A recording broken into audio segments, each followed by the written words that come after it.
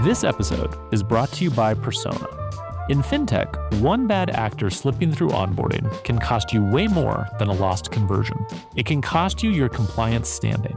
Persona gives you the identity verification infrastructure to catch fraud early, stay compliant, and still convert legitimate users without building it yourself. Fintech Takes listeners can claim a free year of access at withpersona.com/FTT. Hello, and welcome back to the Fintech Takes podcast. I have another episode of our credit and credit risk focus series, Facing Credit. This is an episode I've wanted to record for a while. As I've written about in the newsletter, as I've talked about on the podcast, I think the credit scoring market in the US has changed more in the last year than it had changed in the prior 30 years. And a lot of that has to do with the sort of degradation of FICO's monopoly on the credit scoring space, but a lot of it has to do with new innovations that have come into the market. Cashflow data, cashflow underwriting, the development of proprietary in-house models like Block's Cash App Score, new regulatory initiatives, regulators taking a step back and deregulating in certain spaces around things like fair lending.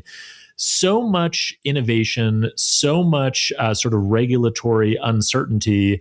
And that has left us in a place where it's really uncertain. What credit score should you use if you're a lender? Should you build your own credit score? What data sources should you look at? If you're a consumer, do you know how your credit worthiness is being determined?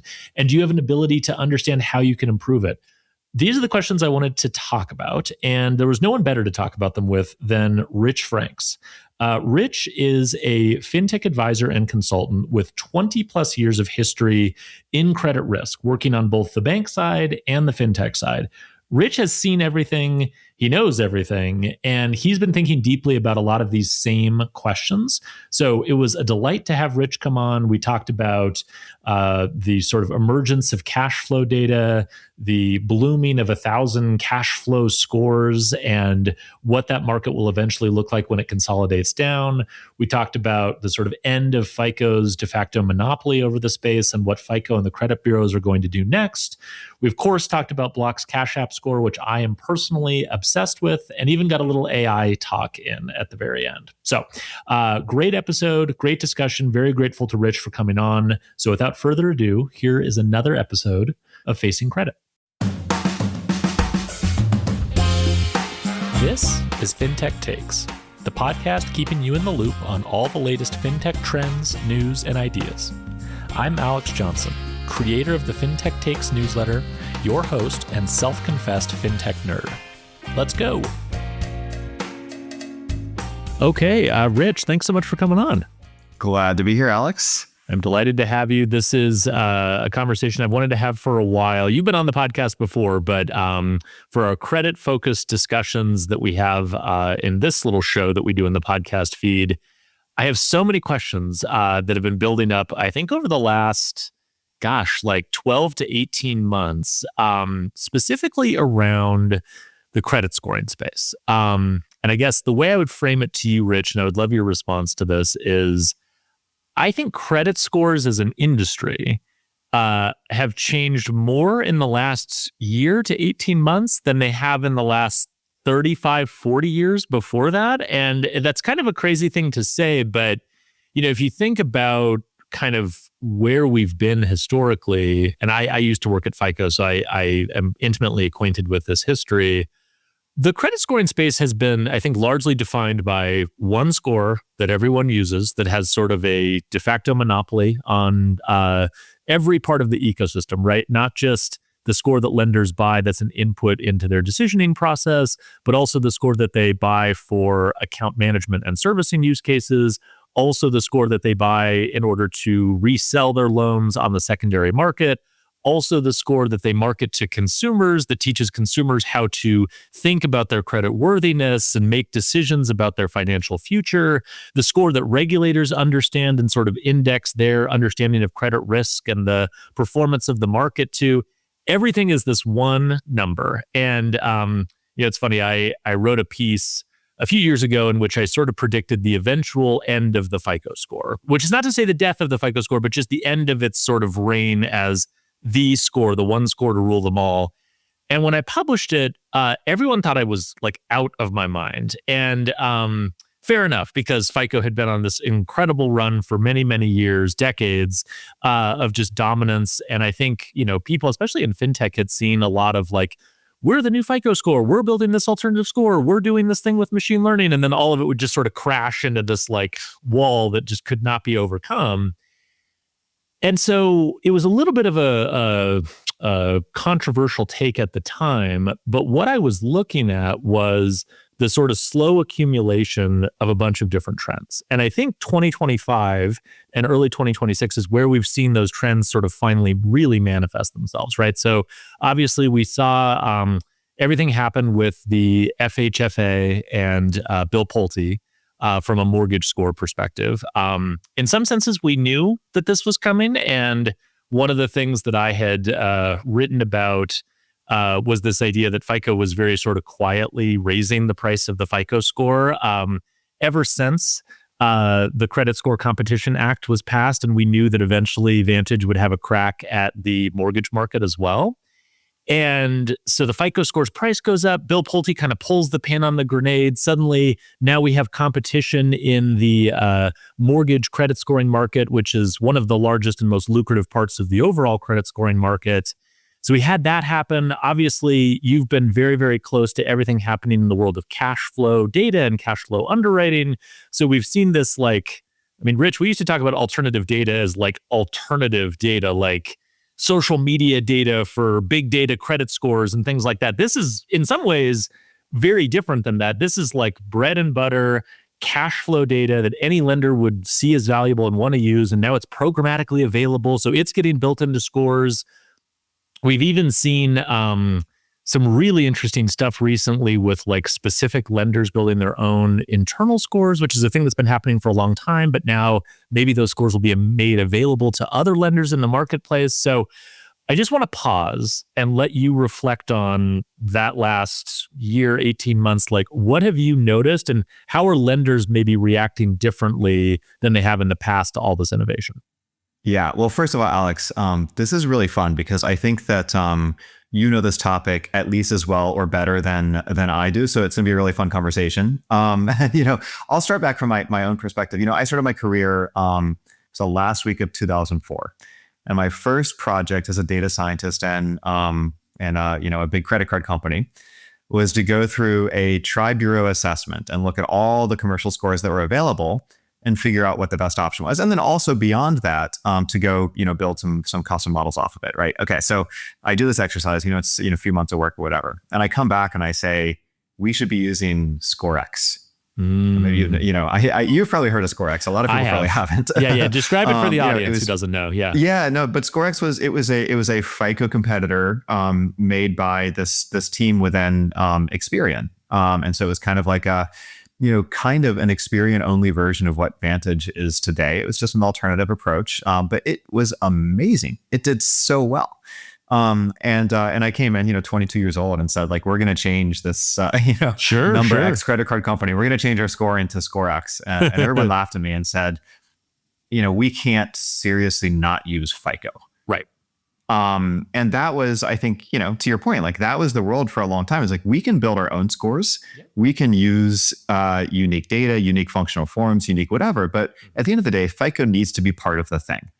And to replace FICO with something like, at that time it was ScoreX. Now it would be, Vantage or many other things. It was just unheard of.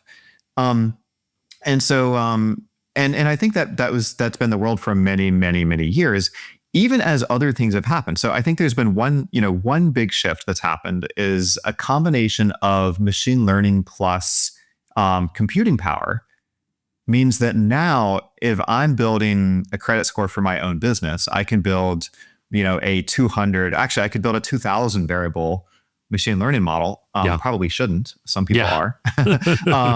But I could build a 2000 variable machine learning model relatively easily, tuned to my portfolio, tuned to my population, tuned to my product, and update it every 12 months if I want to, right? And so I think that's the first thing that happened. It unlocked people's ability to really improve internal risk scoring. but still we added FICO, right? Maybe FICO's in that model. Maybe FICO is a matrix at the end of it, whatever. But I think that just is just kind of, we just accepted this is the way the world works. So I think that was the first big shift. I think another shift, now I'm going to go a little bit out of order here, but I think to your point, cash flow underwriting, it's like this new, really exciting, really orthogonal dimension. If you look at everyone who builds scores for cash flow underwriting, they all kind of say the same thing, which is that you get, by adding a cash flow score to an underwriting decision that's based on bureau data, you get about a 30% lift, give or take, on top of the original decision, right? Which is absolutely incredible. Now, that's huge. That's huge, right? Just to like put it in context, like you spent most of your career looking for it's like Moneyball, right? Where it's like, can we find someone who gets on base just 50 basis points more? Yes. Oh my gosh, this is amazing. Like we found this. Like you don't just find like Babe Ruth just sitting on the bench, just like waiting to come off and like play, right? Like that's 30% increase. It's orders of magnitude higher than anything we've seen. Yeah. That is, yeah. I mean, that would be like if you were a data scientist who unlocked that on your own, you're just, mining your company's data and you find 30%. Like that would be a career defining moment for you. Totally. Totally. Yeah. I mean, this is huge. And so I think that all of a sudden everyone's looking at that differently and saying like, okay, wait a minute, how do we incorporate this into the decision? I have some strong opinions here, but there's, you can do a standalone score that you buy. You can do a standalone score that you build off of attributes that you buy. You can build your own attributes. You can buy a composite score that includes cash flow data and bureau data together. So many different ways to do it. But I think that's, that chaos of coalescing around the right answer in cash flow underwriting is kind of opening people's minds a little bit to, hey, there's more here. Yeah. I think then you talked about alternative data. I think like the social media data, maybe outside the US, has gotten some traction, maybe a little bit less here, but sure. But certainly there's a lot of dimensions beyond the three traditional credit bureaus that lenders are saying, how do I incorporate this into my models? And so that's unlocking people's minds. And then finally, to your point, Bill Pulte comes in and says, actually, we don't love the FICO monopoly, right? Which, to your point, has gotten way more expensive over the last, I don't know. It's actually ironic. I think like 2018 was when the legislation came that said we can do other stuff. And that's also, interestingly, the moment that FICO's prices started going up dramatically. It's such a coincidence, that those things happened at the same time. And it's funny because I think that FICO is incredibly smart, right? I mean, like no one maintains a business like this for decades without really having a great sense of like the market, the dynamics, whatever. And I think the story that was underappreciated from 2018 to now was that FICO kind of knew the game was up and just didn't tell anyone, right? And so they're like, we're going to raise the score. These are just price increases that we haven't passed on for decades. And like the question that anyone paying attention should have asked was, well, why didn't you pass on those price increases for decades? And why are you doing it now so aggressively? And of course, the answer is because they knew eventually this was going to happen. Now, the Bill Pulte, I used the analogy of pulling the pin on the grenade. Like he went early and he went aggressively and very loudly. And I think that created more chaos than it otherwise would have. But, it brings up a really interesting point, which is part of this is a data science question, right? Like, does this model outperform this other model? Should we build our own attributes? Should we buy attributes off the shelf? Should we use those attributes to build our own score? We're going to buy the FICO score anyway. And how does it fit into our underwriting model? All that kind of stuff. So part of it's a data science question. But as you illustrated with your awesome story about ScoreX, data science is not the thing that ends up deciding these things, right? Like the predictive lift, even quite frankly, even with like a 30% increase with using cash flow data, just by itself, you'd think, that we're going to do this. Obviously, everyone would do this. There's a lot of other things that go into this. And I think that the other thing that's kind of broken over the last, 7 to 8 years has been that the hold that FICO and the bureaus and just the way we've always done this has kind of held on lenders has sort of been broken, right? So I'll give a couple examples. One is when Bill Pulte pulled the pin on the grenade, it set off like a massive fight between FICO and the credit bureaus. One that I'm close enough still to FICO that I could kind of feel the reverberations. Like I'm in Bozeman, Montana. FICO's global headquarters is actually Bozeman, Montana. Like I could like physically like feel a disturbance in the force.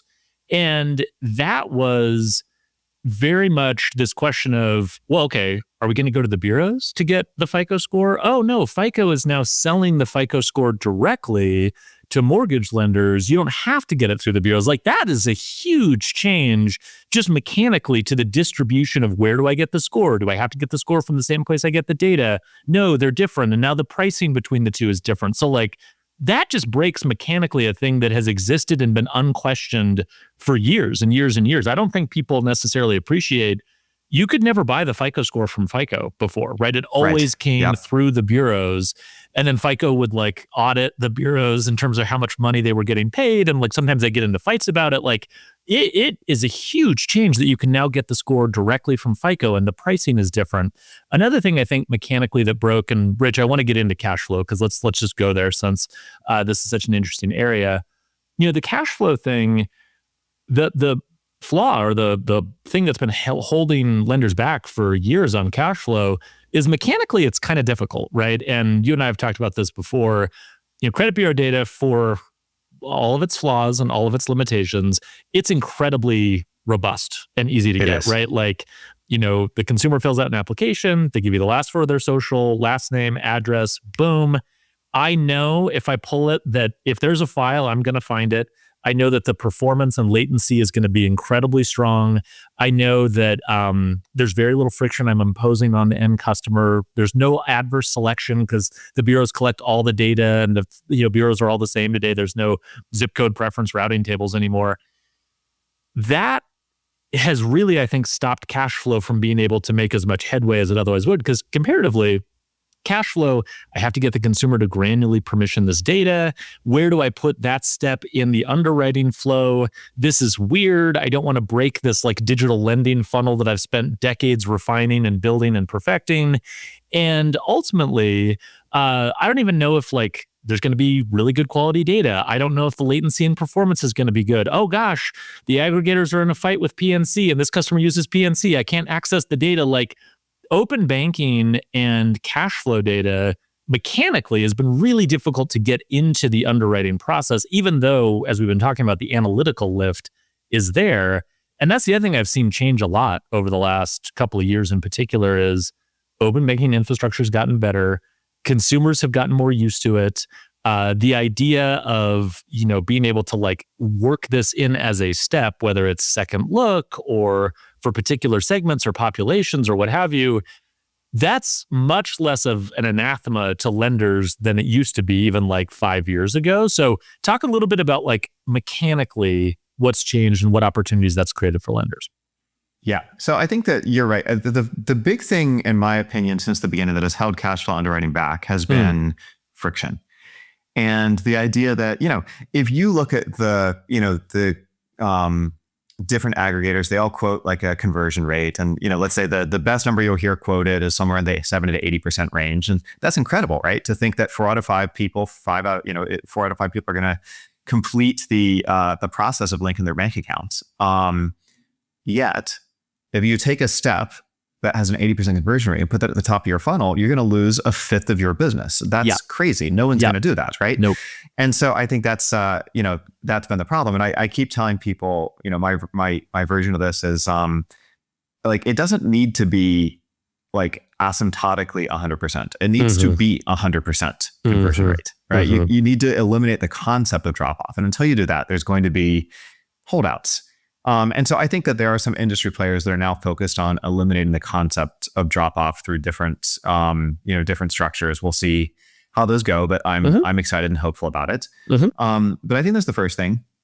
I think the reason that you see cash flow getting its kind of finding its way in fintech PL first, and then let's say fintech other products second, is that and fintech PL specifically, there's a lot of verification tasks, right? Employment, income, et cetera, bank account disbursements, details, where if you're a lender, you can say, well, wait a minute, that's a lot of friction for an underwriting step. But if I think of this as a step that does 3 different verification activities and underwriting at the same time, all of a sudden this is a step maybe I can afford to have somewhere in my funnel. So I think that's probably getting people excited. there. Like bundling all the tasks, right? So it's like, Bundling all the hey, tasks. we're gonna have to do all Exactly. these things individually. There's kind of friction built into each one of these. Let's just Yes. bundle all of them, and that makes that like friction risk more tolerable because at least we're doing all the things with this data rather than, again, like 30% lift. You'd think that would be enough, but like people are very protective of drop off rate, friction, experience, and it Yeah. makes sense, right? Because like from a Yes. lender's perspective, they just want to book more profitable loans, right? And so like Yes. I can either put more in the top of my funnel and have fewer kind of leak out, or I can really like strengthen the underwriting and do a better job evaluating the ones I'm doing. But like either way, I have to end up with more in my bucket at the end of the day. And so like if I'm trading one for the other, the data scientist might be so excited about this thing, but if I'm the line of business leader in charge of the P&L for this product, whether it's marketing that's filling my bucket or it's better underwriting that's filling my bucket, it's kind of half of one, six of one, half dozen of the other. The other thing is there's an adverse selection thing that you're always concerned about, right? Like experienced lenders are always like peering around a corner and going, okay, if I introduce this step that adds friction, and I think about this way with acquisition too, but like let's just use underwriting. If I add this step and it adds friction, who's opting into that friction, who's opting out of that friction, and how is that impacting my performance? So like there are things that don't necessarily sell it anyway.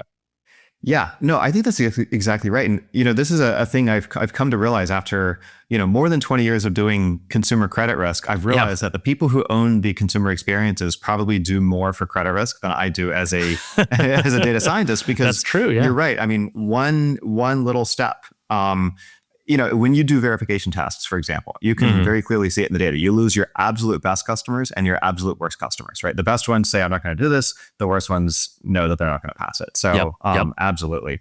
I think, and you mentioned the sort of the GM versus data science thing. I think the other framing of that point is that,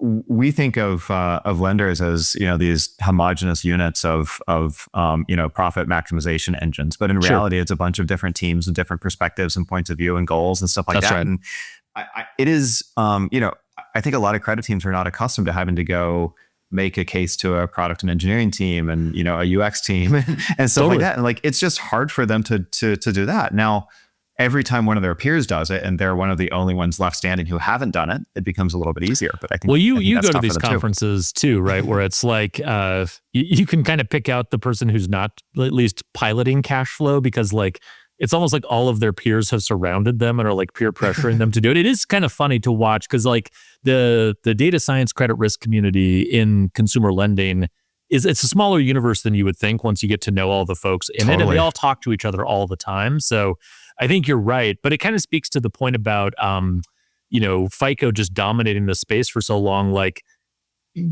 data science teams and credit risk teams weren't used to making the business case because there was no business case to make. It was just, we're going to use FICO and Rich, 22-year-old Rich, like, don't come to us with your clever idea for using a different thing. It's not going to happen. So like that muscle just hasn't been built up, and that's kind of seemingly what's getting built right now. Yeah, I agree with that. I think, the other thing that's maybe, we're kind of talking about two trends. There's this cash flow underwriting trend. There's this what's going on with FICO trend that are converging right now. Yeah. The other thing is that I think FICO has not had a great answer to cash flow underwriting, right? Yes. I think that my view is, well, I don't think it has to be my view. Like I don't think there are a lot of people who have used Ultra FICO, for example. I was there when it was launched in 2018, and I can tell you from personal experience that it was a great story to tell, right? And that this has been the history with FICO's alternative scoring products is they sort of address like narrative storytelling problems that the company has. And so like 2018, there's Project Reach at the OCC. This is starting to become a bit more of a thing. Open banking has matured. And so here comes Ultra FICO. And at the time, and this is an interesting note comparing where it was then to where it is now, Ultra FICO was FICO, Experian, and Finicity. Those were the three companies that were doing it. It was solely being used as like a fallback second look type of implementation. So like, look at this now. And I'm guessing what you've observed is that like that stance on how they're doing it and who they're doing it with has changed a bit. Yeah, I mean, I think, certainly their partnerships have changed, but I think that the core point that I think, like, I spoke to a guy who was in government relations at FICO and about Ultra FICO, and he said to me, he said, the customer of Ultra FICO was not the bank's customers; it was my customers. Right. And I think that's exactly right. It was to your point, OCC Project Reach, stuff like that, the legislature, the monopoly, et cetera. I think that was a lot of the story around it. But I think the thing is that, in my view, like, okay, it's kind of fun to pick on the big guy, but I think the truth is that the FICO score, or sorry, the Ultra FICO score, the architectural issue for me was that it was a composite score. Right. Which is to say, if, I think that if I'm doing something where, let's say most people will have bureau data, very few people, but some will have cash flow data. There will be a Venn diagram where there's a tiny bit of overlap, but probably, it's some overlap, some non-overlap, whatever. In that world, the idea of just one score scares me as an underwriter, right? What do I do with that? How do I trust that, et cetera? Versus saying, I'm going to go get a bureau score, and I'm going to go buy the best cash flow score out there, and I'm going to figure out how to use those things together, how to chain them into a decision. So I think there was a little bit of an architectural issue there as well. But I think because, so cash flow is becoming a thing, people can't go to FICO to get the cash flow thing because they don't like the architecture. Maybe I don't like the architecture, whatever. And so they start looking at what else is out there. And then all of a sudden you've got all of these, fintechs and startups and aggregators and data companies, whatever, that have their own cash flow underwriting analytics. And, the first order impact is, okay, let's all look at those and figure out what we should use. But the second order impact of that is maybe I should be thinking this way about every dimension in my underwriting. Yeah, I mean, so let's talk about those exact scores, because this to me is, I think, like, and it's funny, I was having this conversation the other day about stable coins, where it's kind of the same thing. Like, we are in the era of 1,000 flowers blooming in the desert. Oh my gosh, look at this. This is amazing. We have so many stable coins. A similar thing is happening in the credit scoring space, right? Just running down the list. I mean, we have Ultra FICO, which, as we've been talking about, has been sort of relaunched by FICO. Interestingly, not partnered with Experian this time around. So read into that what you will about the drama that's been happening with Bill Pulte over the last year. You have the Experian Credit Plus Cashflow score. You have Prism Data's CashScore. You have Plaid's LendScore. You have Nova Credit's Nova Score. You have Pave. You have a new one I just found was called CloutScore, which is like specifically cash flow scoring based on like creators and digital economy, like, the number of hours you've worked on Uber, that kind of thing. So there are just so many of these scores that are proliferating right now. My general read of it, and Rich, you would know better, is that they're all taking slightly different approaches, right? Some are composite scores combining credit data and cash flow data. Some are sort of standalone general purpose cash flow scores. Some are cash flow scores built for specific products, which has an analog historically, right? FICO has a auto score and a bank card score and a mortgage score. So you can do that as well. Some are doing just the score. Some are doing scores plus their own library of attributes that they can make available to more sophisticated lenders. So, like, I guess the question I have is, that's a lot. That is certainly more than we've had. Again, this is why, like, this market has changed so much in the last year relative to the last 30 years combined. I mean, that's way more than we've had over the last 30, 40 years. And I guess I'm curious, like, what do you think about the competitive dynamics between all the scores? It seems unlikely to me that we're eventually going to need all of these different scores. So I would imagine some consolidation is probably coming to the market. Obviously, large lenders are going to be, I think, more interested in like attributes or building their own scores versus smaller lenders that more sort of want something off the shelf. What's your read of kind of the competitive dynamics given all these options that now exist? Yeah. Wow. You're absolutely right. I think that we're kind of in the stage right now. It's like you want to organize your closet. You have to make a mess by pulling everything out of it before you put everything back and organize it. We're kind of in the, we pulled everything out of the closet phase right now. And we got to now figure out how to put it back in. I think you're right that if you asked each of them who you're focused on, I think Pave would say we're, more down market EWA and adjacencies. I think Prism would say we're kind of, PL Fintech. Nova would claim to be going after the bank audience. And then Experian, I think, I don't know audience wise who they would claim to be going after, but I think that they would say they're kind of like the big brand stamp of approval product, And so I think right now maybe there's a case for each of these in the market, but they're making a case for themselves in the market. Yeah. I think in reality, there has to be, 2 or 3 winners, right? That's usually how these things go, is you end up with 2 or 3 winners. And so, my guess is that whichever of these companies can go after a, kind of a broad enough audience with good enough performance, recognizable brands using them, stuff like that. A couple of them win. And probably a couple of them win attached to credit bureaus, either because it's a credit bureau who won or because a credit bureau buys one of the winners. I just think that's probably the most likely outcome there. Yeah. I think that,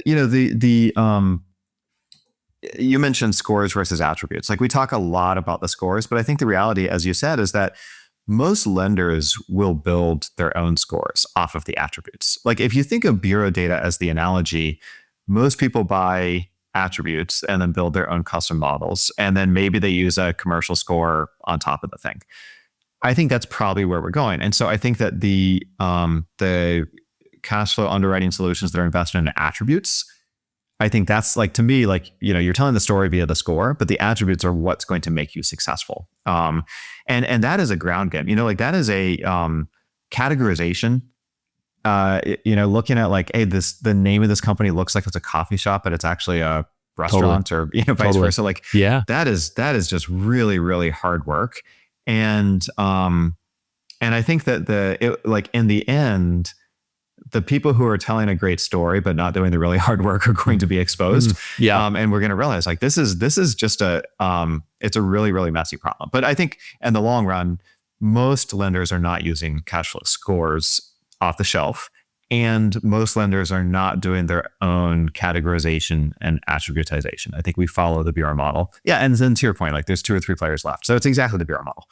Yeah, right. It consolidates down, and the question is and the bureau thing is interesting because the bureaus, for a long time, and I'll just use Plaid as the example because they were sort of famous for this, they were no, we're not a CRA. We're just dumb pipes that transmit the thing. I remember having arguments with them where they're yeah, it's just the digital equivalent of taking a shoebox full of bank statements in and blah, blah. And I'm come on, that's no, A, no, and B, if you want to get any value beyond being the dumb pipes, you're going to have to do some assembling and evaluating, which means that you're a CRA and blah, blah, blah. And of course, we've seen that Plaid and a whole bunch of other companies in this space have embraced the designation of being a CRA. And so it is interesting because in addition to having all these new providers of scores and analytics, we have quite a few new credit bureaus, which is I guess kind of the under-discussed innovation that's happened in the market recently. We have all these new bureaus, yay! And it's interesting because, to your point, I couldn't agree more about the ground game. If you've been in the trenches, especially working with large lenders where all the volume is, attributes are the business, right? And you can sell a score, but a lot of times the score is more this is the thing we give to people when they want to buy our loans on the secondary market, or this is the thing we show regulators. This is the surface level thing, but the actual meat and potatoes of the business is, okay, what attributes do you have? What new ones are you introducing? How are you maintaining attributes is really hard, right? There's just a ton of dirty, unfun work that the credit bureaus and FICO do at the level below the score that kind of blends together with an expertise in the data.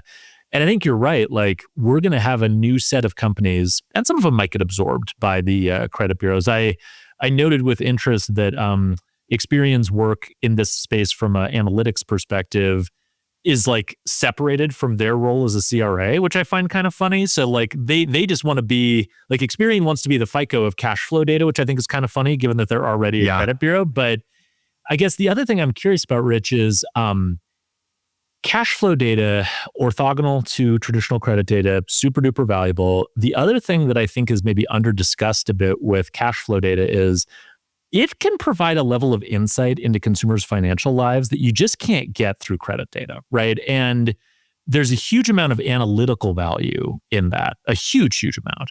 And this gets down to the level of individual attributes and like, what store were you shopping at? And like, just like little tiny things that had a lot of weight from an analytics perspective.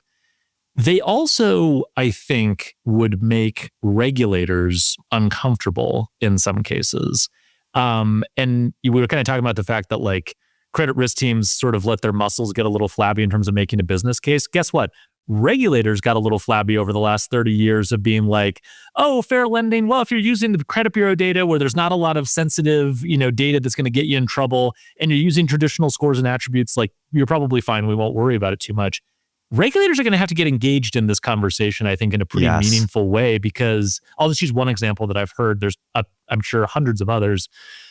If someone is paying their wireless bill every month, that's great. Hey, they're paying their wireless bill. We can see that in their cash flow data, good, responsible performance. Ironically, utility data has made its way into traditional credit bureau files as well. So there's a bit of crossover there, somewhat. But now with cash flow data, I can distinguish, well, which provider do you work with? And like, for example, are you a Verizon customer or are you a Cricket wireless customer? And that distinction might seem like a distinction without a difference, but analytically, you might be able to assign a higher level of credit risk to the Cricket wireless customer as opposed to the Verizon customer, even if it's the same network that they're using. And I mentioned that because just my intuition would be, you might run into some disparate impact issues with that as an example, or with any of the other variables you could look at from a cash flow data perspective. So where are we in terms of like the vetting of all of this data and attributes and analytics from a compliance perspective, and how do you see that playing out? This episode is brought to you by Persona. Every fintech founder hits the same wall. You need to verify users, but off-the-shelf solutions aren't built for how your product works. Persona is the identity verification platform that puts you in control of your flows with the automation and scalability to take you from your first 100 users to your first 1 million without replatforming. There's a reason that companies from YC-backed startups to publicly traded fintechs run on Persona. And right now, Fintech Takes listeners can claim a free full year through Persona's startup program at withpersona.com/FTT. Yeah, I mean, this is so interesting because there's a few different dimensions here. I mean, one dimension is like, are we violating fair lending obligations with any of this data, right? That's the most like simple dimension, right? But then there's the stuff where it's like, well, technically it's okay, the model tests and we can do our business justification, but should we? Are we doing the right thing? Yeah. And then there's the stuff that's not even really bank account data that's showing up in some of these cash flow models where, I question, does the consumer reasonably expect that by participating in activity X, they are impacting their credit outcome? So I think the first one, the fair lending piece of it, I've seen a lot of institutions shifting from input testing to output testing on the fair lending side. Which mirrors, by the way, the shift in regulators' attitude around fair lending, at least under this administration. Yes, yeah, exactly. But I think that, in a world where, to your point, we've got an entire new category of data that we've never used before, we're going to have to go back and do some input testing. And I'll tell you, a perfect example of that is at one point I worked for a lender in the town that I worked in. There was a very high-end grocery store and there was a very low-end grocery store. Yeah. And we tested transaction data. And of course, it showed exactly what we expected. That people shopped at the very high-end one had way better credit than people who shopped at the very low-end one, right? I can also tell you, if I walked into those two stores any time of day, I could tell you your fair lending problem just by looking around, Totally. And that scares me, right? Yep. And so there's got to be like some, I think a thing that has driven a lot of my career choices and my time in consumer lending is going after working for companies that have a do the right thing type of mentality, right? And everybody has a mission or vision statement that says it, but do you actually do it? Like when you have to make the trade-off and give up $50 million to do the right thing, are you going to do it, right? And I think I've been fortunate to, for the most part, end up with companies that do. But I think that attitude and that approach the obligation on the data scientist, on the local team to say, is this the right thing, is way higher now than it has been in 20 years. And I'll say the last piece of this. So let's say we talk about Cricket Wireless versus Verizon. We talk about a fancy grocery store versus the other one, whatever. I think that even beyond this, like if I look at I'll just give you an example, like the Plaid network insights that they talk about, right? Yeah. Which is if I get scored by Plaid's Cashflow score, included in that might be how many 401ks I connected via Plaid, or how many investment accounts I connected via Plaid. I don't think that the consumer connecting their Chase account to their Fidelity account through Plaid, by the way, they might even not know that they're going through Plaid. Sure.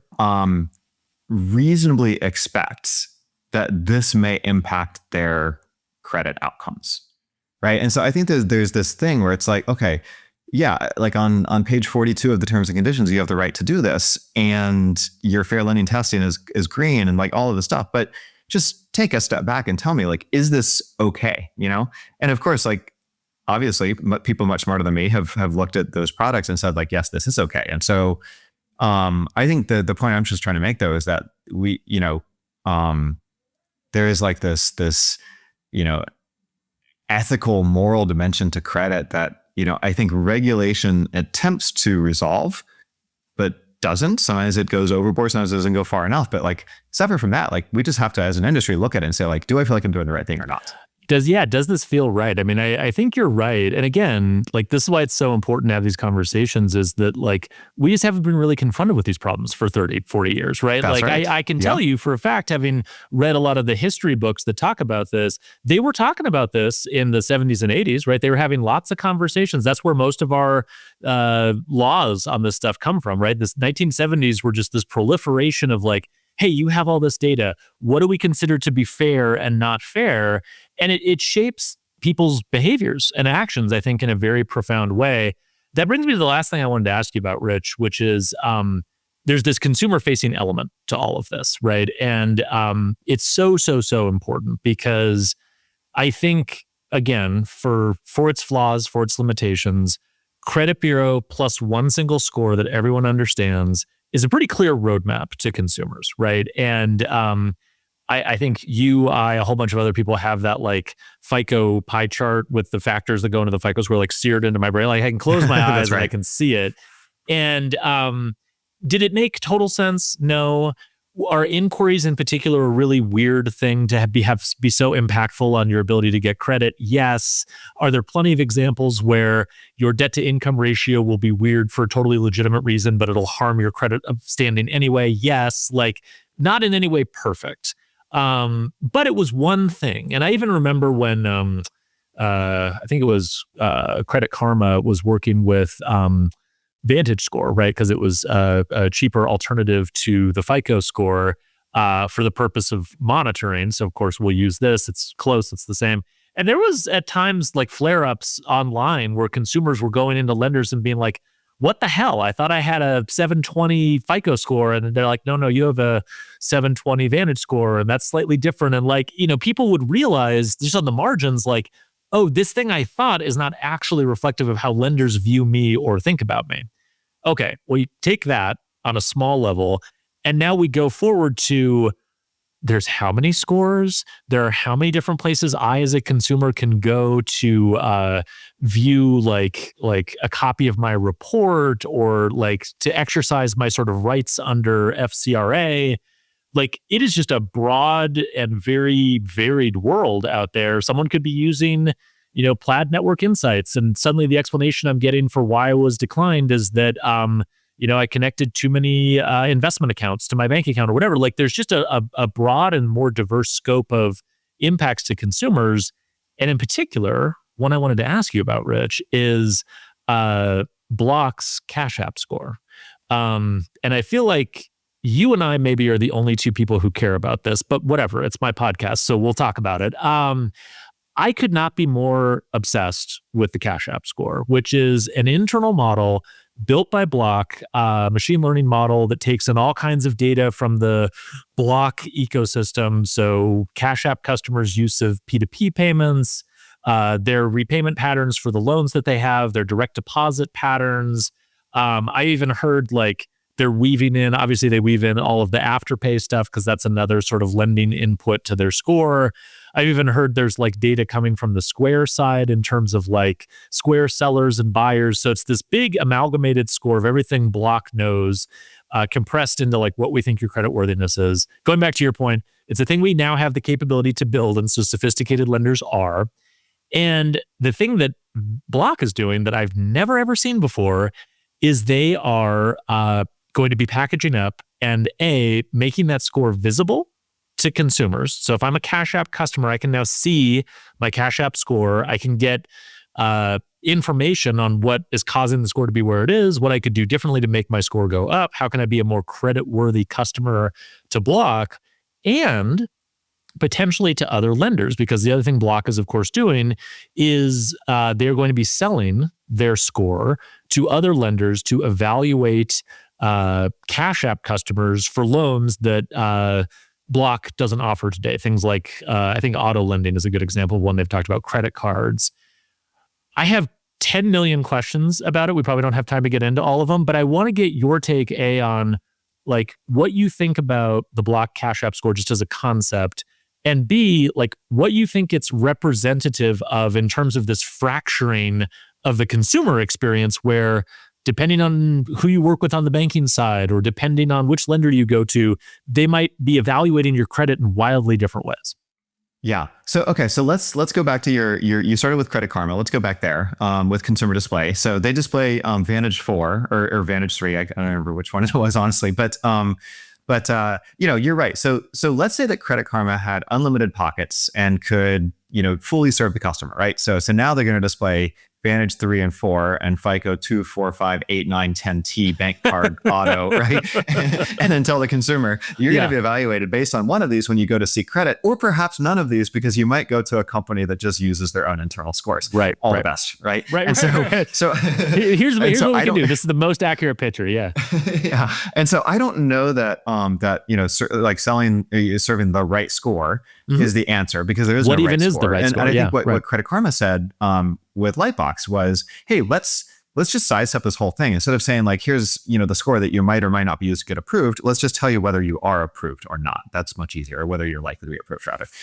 Okay. So that was the Credit Karma learning. And then you could say, great, this Cash App thing is exactly the right, the right learning there, which is, we don't need to go buy a commercial score. Let's take the best that we know about the consumer and say, based on everything we know about you, you seem to be pretty good or pretty bad or really good or really bad or whatever. That's amazing. And we're going to use all this stuff across the ecosystem. And by the way, it's probably the thing we're going to use if we underwrite you for something. So you have a really good sense of what your life looks like inside our ecosystem, which is amazing. And by the way, benefit to Block and to Cash App and to the consumer is none of this stuff, for the most part, gets reported with the credit bureaus right now. And so we will commercialize this. So if you apply to a mainstream bank, you get credit for all the good things that you've done on Cash App. I think that's amazing. I love this answer. Now, the issue is, it's like, okay, the in a single game theory, we got the right answer, right? Multi-game. Totally. Yeah. Now you got a question, right? Okay, so fine, they did this because they have products that don't show up on Metro 2, right? What if, like, I don't know, PNC decided to do this? Say, I have asked myself that same question. Yeah. And Bank of America, if you want to underwrite a PNC customer, you got to buy the PNC score. By the way, we won't sell it to you because we don't want you to take you just imagine the chaos. All right. So I don't know. I love the short-term answer. I really question what the extrapolation of this is. Yeah, it's funny, right? Because you're right. And this goes back to the whole like moral dimension to credit and credit risk in a way too, where it's like, and I think about this a lot, especially with fintech, right? And we'll pick on BNPL as the example. BNPL providers don't want to share their data with the credit bureaus. Now, Affirm is more of a point of sale lender that does like installment lending for the most part. So like, yeah, great, but that also doesn't really count. But like if you do like true pay in for, this is very different than the data that's captured in the credit bureaus. there was a legitimate argument a couple of years ago that the credit bureaus are not, like from an infrastructure perspective, ready to take this data in. If the data gets taken in, we don't know how the scores will, address it or evaluate it, blah, blah, blah, blah, blah. You fast forward to today, while some of those concerns persist, the bureaus and FICO have been doing a lot of work to try to say, like, we are ready to take this data in if you are willing to give it to us. And lo and behold, the BNPL providers are like, no, we still don't really think you're ready. We're nervous about this, whatever. I have always sort of thought, and I can't really blame, this goes back to your single player game theory thing. I don't really blame any one company for thinking this, but I think the actual answer is, and I'll just use Klarna as the example. We go into every market that we compete in. The first thing we do in that market is we give everyone a loan for a couple $100. The people who pay us back, we learn something about them and their willingness to pay, particularly because a lot of these folks are young. Maybe they haven't had a lot of exposure to credit before. And you see this in the data that Klarna publishes. Their loss rates go up when they go into a new market, and then they go down. And the reason is because they have these short-term loans that they churn through to basically discover goods and bads in that population for their product. That is a huge expense from a go-to-market and a risk perspective to expand into a new market. And I think if you were to get Klarna in a moment of public honesty, they would never actually say this, but I think if they were to be totally honest, they would say, we don't really feel like sharing that data with everyone else. We kind of think that that's our proprietary data, that's our proprietary advantage. And like, there's really no advantage to us. Yeah, there's some loan stacking and some things that we would like to be able to catch if we shared data. But for the most part, like, we can sort out goods and bads on our own. And we don't really want to share this data with our competitors or to buy it back in the future when it's been combined with other companies' data. That to me is much more, and this is why the block thing is so interesting. That to me is almost more of a 1970 versus 2026 thing, right? Where it's like in the 1970s, the credit bureaus went to lenders and were like, hey, we're digitizing, we're consolidating, just here's the Metro 2 format, you plug in machine to machine. We're saving you a ton of time actually, because you don't have to like hand deliver us all of these credit records and like go through all the work that you were doing before. It's just machine to machine. It's much easier, blah, blah, blah. And lenders at the time, merchants, retailers, and banks were like, great, awesome. You're saving us a ton of time. Who needs this data? Why is data valuable? Fast forward to 2026, every company, particularly these large, sophisticated fintech companies like Block or Klarna, they know their data is really valuable. So I do think your point about this like game theory question and what's right for an individual company versus what's right for the market, I don't know that this is the last time we're going to see this. And I am really wondering, like a thing I'd love to know, and I just don't know is there someone at Chase who's watching the Cash App thing and are just like, like this is interesting because we have a huge part of the ecosystem. We have a ton of credit card customers. We have a ton of deposit data. Like, what if we didn't share? Like, what would that look like? It's interesting to pull on that thread. Yeah, absolutely. I mean, I think, okay, so I tend to believe that the market usually gets to the right answer with enough time, but might do some damage along the way, right? Sure. So if that happened, like, I think we get to a place where you end up without an oligopoly. You end up with like this many to many relationship, and you end up with, the market finds market clearing prices and stuff gets shared and consumers, come out, perfectly fine. But I think the process of getting there would be really messy in that world. And I think consumers might, suffer along the way. So I don't know. It's going to be fun. Let's do this again in a year and reflect on what happened. That's exactly what we need to do. Yeah. I mean, I think we didn't even talk about like AI as the overlay on top of all of this, but it's interesting because, I think like AI, depending on how you squint and look at it, could be something that either like requires the market to come back to a more consolidated point of view, right? So you could say like, hey, like we don't want to burn tokens having AI chase all of this stuff and try to like weave together a picture from disparate sources. One of the things you're seeing, I think, as firms get more rigorous about like architecture for AI and for LLMs is really structured data that LLMs can just go through really fast and get great answers out of, more tabular data, that kind of stuff. But on the other hand, you could also see a version of AI where, hey, it's fine that it's a many-to-many relationship. I'll, as a consumer, just have my AI agent go across all these different places, assemble a picture for me, and like, I don't know, is it crazy to think that in the future, our AIs might act as these sort of like ambassador or gopher for lenders we're working with, where it's like, we'll go collect all the data, we'll bring it to you in a bespoke machine readable format, and lender, you take what we give you and run with it. Like, you could see that playing out too. So it's, to your point, the messy middle, I don't know how this plays itself out. Yeah, I don't know. That's interesting. I have not thought of this angle where it's sort of consumer owned, consumer initiated. But when we talk about deposit data, like that's kind of the genesis of the conversation. It's like the consumer owns this data, so why not, right? Yeah, exactly. No, I think that's right. All right, Rich, I will let you go. Thank you so much for coming on. Truly, this was a conversation I'd wanted to have for a while, so really appreciate it, and we'll have you back again soon. This is a lot of fun. Thanks so much, Alex. Thank you for listening to this episode of Fintech Takes. Stay up to date with emerging companies and the latest fintech trends by subscribing wherever you get your podcasts. And if you love Fintech Takes, please tell a friend.